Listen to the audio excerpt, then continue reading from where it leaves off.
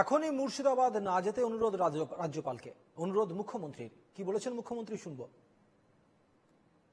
আমি রিকোয়েস্ট করব এই মুহূর্তে সিচুয়েশন কেউ যেন আমরা গিয়ে লোকাল ছাড়া আর সিচুয়েশনকে আমরা যেন কেউ কি বলবো যে শান্তির বাতাবরণ ফিরে এসেছে, যে এখন মানুষের কাছে যেটা প্রয়োজন সেটা হচ্ছে কনফিডেন্সটা বিল্ড আপ করা।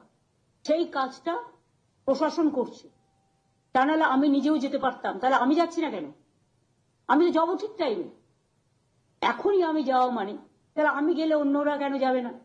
আইন তো ক্যানট বি ডিসক্রিমিনেটেড।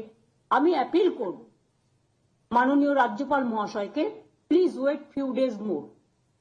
আমাদের স্টেট উইমেন কমিশনও যেতে চেয়েছিল, তাদেরও আমরা বলেছি please just wait few days more, কিছুদিন অপেক্ষা করুন, আগে ওদের মধ্যে কনফিডেন্সটা বিল্ড আপ হোক।